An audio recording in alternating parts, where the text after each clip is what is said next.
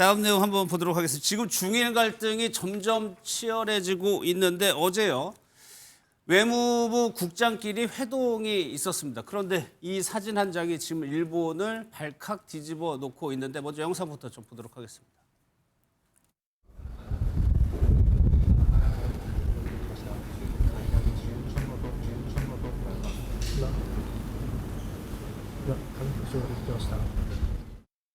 아, 气氛怎么样？严肃。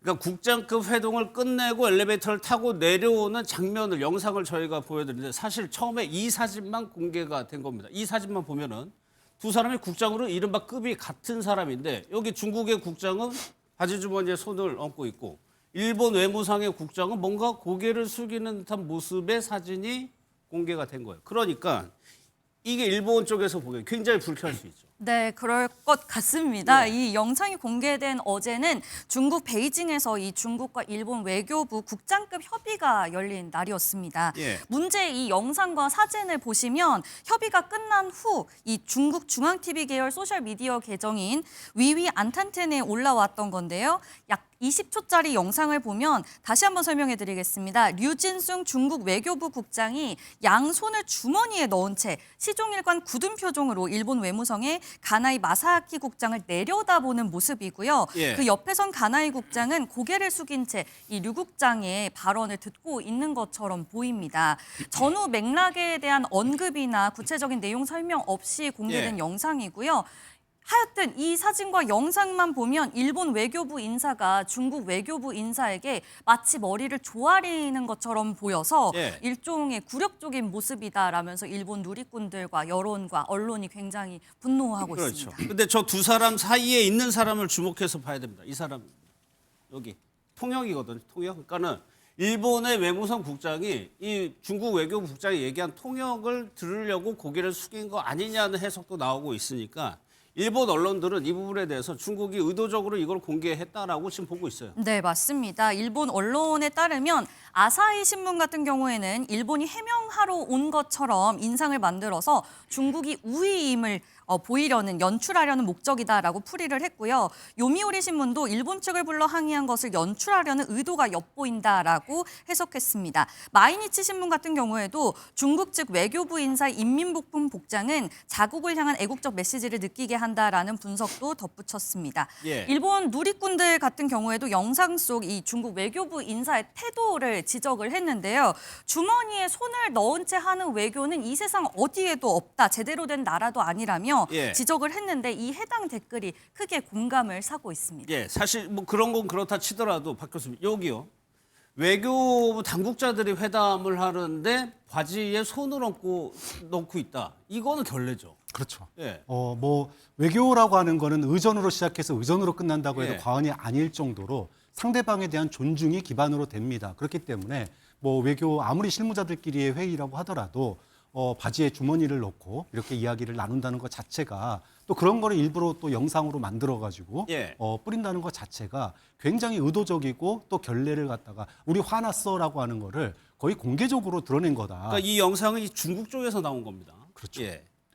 특히나 이제 지금 이제 갈등의 내용이 일본 총리가 유사시에 대만의 자위권을 갖다가 행사할 수 있다라고 하는 이 발언에 대해서 예. 이거 취소해라, 사과해라. 그래서 부른 거 아닙니까? 그런데 이거 사과 안 하면 우리 가만히 안 있을 거야라고 하는 그런 어떤 그 자세를 갖다가 단순하게 그냥 말로 하는 게 아니라 국민들에게 보여주는 거죠. 자, 일본은 해명하러 온 거고 우리는 이거 사과하기 전까지는 취소하기 전까지는 용서해 줄 마음 없어. 이걸 갖다가 주머니에 손을 딱 꽂고 예. 도도하게 머리 숙이는 모습 이런 모습을 갖다가 연출을 고의적으로 했다. 예. 이렇게 봐야 될 것 같아요. 포착을 잘한 것 같은데 실제 그 국장급 회동에서 일본이 무언가를 양보하거나 사과하거나 하지 않았어요. 그러니까 회담의 내용과는 다른 내용을 중국 쪽에서 공개를 한 겁니다. 그런데 박 교수 또 하나요.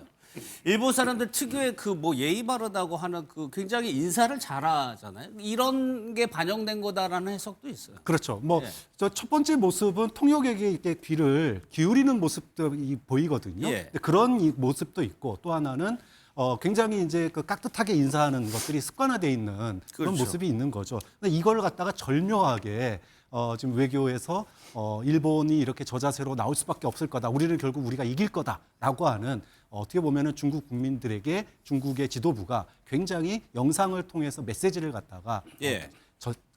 전달하고 있는 그런 내용이라고 봐야겠죠. 예. 뭐 사실 지금 봉합 수순이 아니기 때문에 지금 중국도 그렇고 여러 가지 조치를 하루가 다르게 계속해서 쏟아내고 있습니다. 네, 맞습니다. 중국이 굉장히 지금 강하게 조치를 취하고 있는데요. 먼저 일본 여행과 유학을 자제하라는 권고부터 내려졌고요. 예. 어제는 일본 영화의 이 중국 내 상영을 금지하는 사실상의 한일령이 발령됐습니다. 그랬죠. 이에 따라서 이 짱구는 못 말려와 일하는 세포 등 일본 영화의 상영이 중단될 것으로 보이고요.